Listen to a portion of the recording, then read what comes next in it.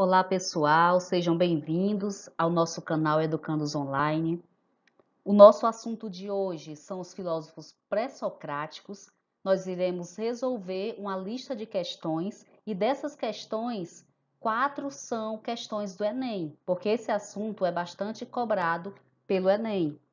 Então vamos lá, você deixa aí o seu like, se inscreve para ter acesso ao nosso conteúdo. No texto 1, você tem Anaxímenes de Mileto disse que o ar é o elemento originário de tudo que existe, existiu e existirá, e que outras coisas provêm de sua descendência. Quando o ar se dilata, transforma-se em fogo, ao passo que os ventos são ar condensado. As nuvens se formam-se a partir do ar por filtragem e ainda mais condensadas, transformam-se em água. A água, quando mais condensada, transforma-se em terra e quando condensada ao máximo possível, transforma-se em pedras. Esse trecho que eu destaquei aí é o nosso trecho principal aqui. O ar é o elemento originário de tudo que existe, existiu e existirá. Ou seja, Anaxímenes está defendendo o quê? Que o ar é o elemento que dá origem a tudo. Depois nós temos o texto 2 de Basílio. Basílio Magno, filósofo medieval, escreveu: Deus, como criador de todas as coisas, está no princípio do mundo e dos tempos. Quão parcas de conteúdo se nos apresentam em face desta concepção as especulações contraditórias dos filósofos, para os quais o mundo se origina ou de algum dos 4 elementos, como ensina o Jônios, ou dos átomos, como julga Demócrito. Na verdade, dão a impressão de quererem ancorar o mundo numa teia de aranha. E aqui nós já temos que esse texto se contrapõe ao primeiro texto. Nós temos o elemento da natureza com o pré-socrático Anaxímenes, e aqui nós temos Deus, na filosofia medieval, como origem de tudo. Quando nós vamos para as questões, nós temos item A, tinham origem nos mitos das civilizações antigas. E aí, se você for ver o texto de Anaxímenes, você vai ver que ele se apoia na natureza, nos elementos da natureza. Então, ele não está originado diretamente em mitos. Poderia estar o texto 2, mas a questão nos pede o que é comum na fundamentação das duas teorias. O item B eram baseadas nas ciências da natureza. A gente vê que o texto 1 é baseado na natureza, mas o texto 2 não. Item C, refutavam as teorias de filósofos da religião. Você percebe que o texto 1 até poderia ser, mas o 2 não, é um filósofo religioso defendendo a origem, né, o elemento originário que seria Deus. E o item D, postulavam um princípio originário para o mundo. Esse é o nosso item correto. E ele já está aqui, ó, no nosso enunciado. Desenvolveram teses para explicar a origem do universo, a partir de uma explicação racional. Então, vários filósofos tentaram explicar a origem do universo. Aí aqui nós vamos ter 2 textos que têm em comum isso, embora um explique através da concepção religiosa, o outro através de uma concepção mais racional e pautada na natureza, mas nós temos os dois buscando a mesma coisa, um princípio originário, defendendo um princípio originário. E o item D defendiam que Deus é o princípio de todas as coisas, isso aí se aplicaria apenas ao item, aliás, ao texto 2. Então, você tem que estar muito atento se a questão te pede o que é diferente ou se é o que é comum, porque quando nós estamos comparando textos, a gente precisa saber o que a questão pede. E essa pediu o comum entre eles. Questão 2, também do Enem, lá do Enem 2015, você tem um texto de Nietzsche, filósofo já contemporâneo. O que, de acordo com Nietzsche, caracteriza o surgimento da filosofia entre os gregos? E aí Nietzsche começa: a filosofia grega parece começar com uma ideia absurda, com a proposição: a água é a origem e a matriz de todas as coisas. Aqui o Nietzsche ele já está nos lembrando da filosofia do início da filosofia com Tales, né, que vai propor que a água é a origem de tudo. O primeiro pré-socrático, conhecido também como o primeiro filósofo. Será mesmo necessário deter-nos nela e levá-la a sério? Aí ele vai dizer sim, e por 3 razões. Em primeiro lugar, porque essa proposição enuncia algo sobre a origem das coisas, então vale a pena considerar a ideia de Tales. Em segundo lugar, porque o faz sem imaginação e fabulação, ou seja, ele não usa mitos, ele está fazendo de uma maneira racional. E em terceiro lugar, porque embora apenas em estado de crisálida, está contido o pensamento, tudo é um, ou seja, todo o universo se origina de um ponto comum, todo o universo é uma unidade, é um monismo. Então, de acordo com Nietzsche, o que caracteriza o surgimento da filosofia entre os gregos? Item A, o impulso para transformar, mediante justificativas, os elementos sensíveis em verdades racionais.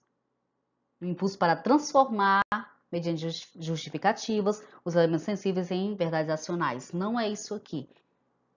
Isso aqui pode ser bem depois dessa reflexão, mas não nesse momento inicial. E também o desejo de explicar usando metáforas a origem dos seres e das coisas. Nós já vemos o quê? Que Nietzsche, ele diz o quê? Que vale a pena você valorizar o pensamento de Tales. Por quê? Porque ele faz sem imagem e fabulação, ou seja, sem metáforas, sem mitos. Então não pode ser o item B. Item C, o que caracteriza a necessidade de buscar de forma racional a causa primeira das coisas existentes. Esse é o que caracteriza essa busca racional que vai além da metáfora, da fabulação, do mito. Item D, a ambição de expor de maneira metódica as diferenças entre as coisas, essa não é a intenção dos primeiros filósofos. Eles estão buscando a origem de modo racional, buscando conhecer o mundo ao seu redor através da razão, abandonando gradualmente aí o mito que explicava tudo ao seu redor, para começar a pensar de um modo racional. O item E, a tentativa de justificar a partir de elementos empíricos o que existe no real. Isso aqui também a gente vai ver se apresentar bem mais na frente. Questão 3, Enem 2016. O texto descreve argumentos dos primeiros pensadores, denominados pré-socráticos.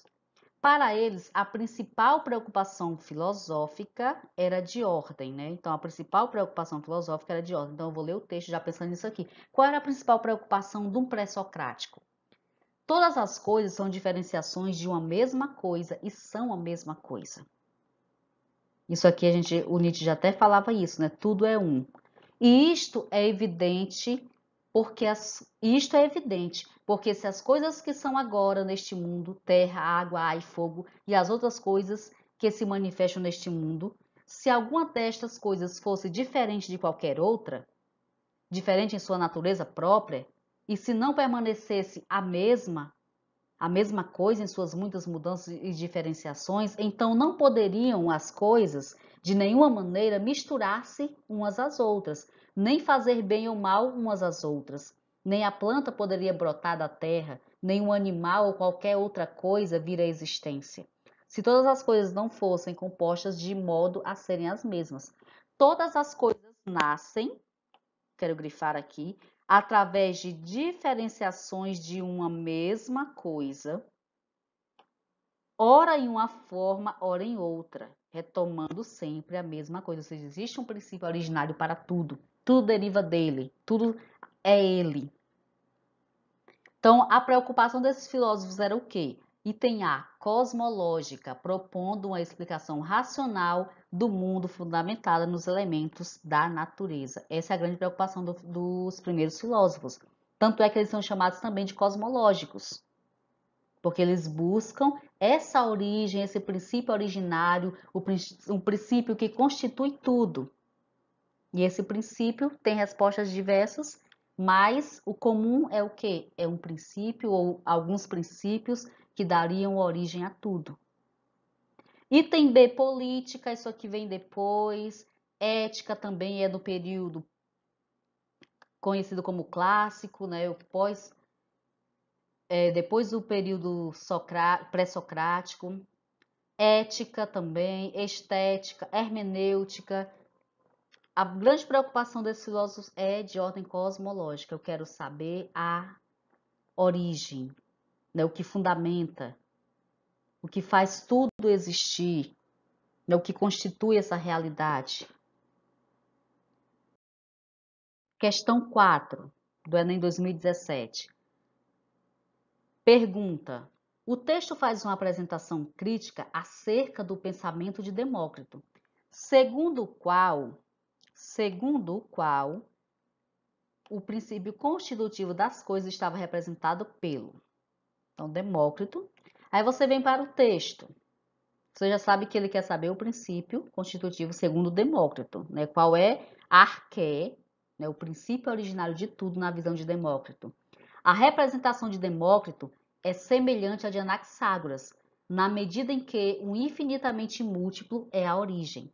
Mas nele, a determinação dos princípios fundamentais aparece de maneira tal que contém aquilo que para o que foi formado não é absolutamente o aspecto simples para si. Por exemplo, as partículas de carne e de ouro seriam princípios que, através de sua concentração, formam aquilo que aparece como figura. Então, nós temos a comparação aí do pensamento de Demócrito com Anaxágoras, mas a gente não tem claro aqui no texto qual seria o princípio representado pelo Demócrito, né? E aí, quando você vai analisar o número que fundamenta a criação dos deuses, aqui nós estaríamos a escola que defende, quem defende aqui são os pitagóricos, que defendem o número como origem, como princípio. O devir, que simboliza o constante movimento dos objetos no item B. Isso aqui é o princípio, está ligado à filosofia pré-socrática de Heráclito.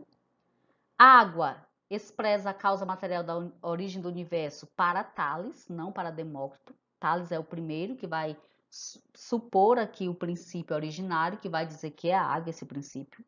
Item D, imobilidade, que sustenta a existência do ser atemporal.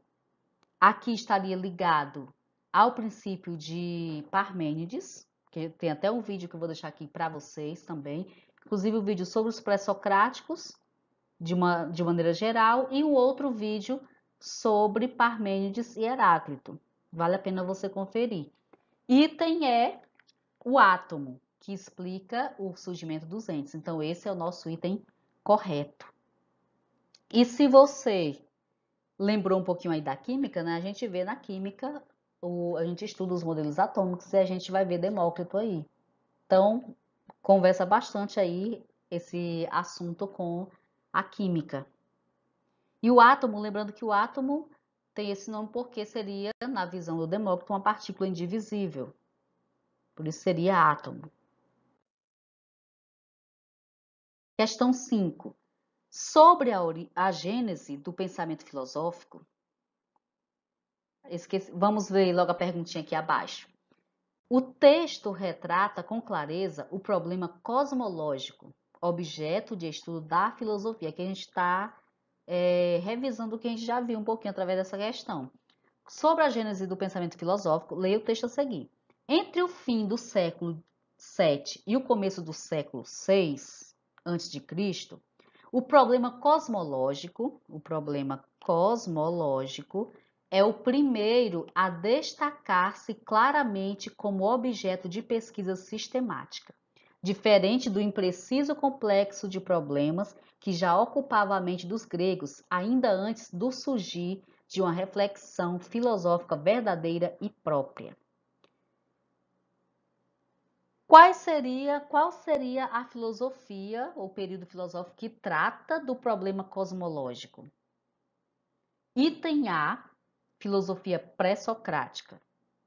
Pronto, essa aqui é a nossa resposta. São os primeiros filósofos, chamados de filósofos da natureza, de filósofos cosmológicos, também de filósofos da física, mas também de filósofos pré-socráticos. Por quê? Porque a problemática deles era trabalhada anterior à problemática que Sócrates vai trazer, que vai trazer mais a reflexão para o campo social, vai sair mais da reflexão da ordem da origem da natureza e vai passar para uma reflexão mais concentrada na vida social. Então, pré-socrático porque anterior a Sócrates, anterior à reflexão socrática.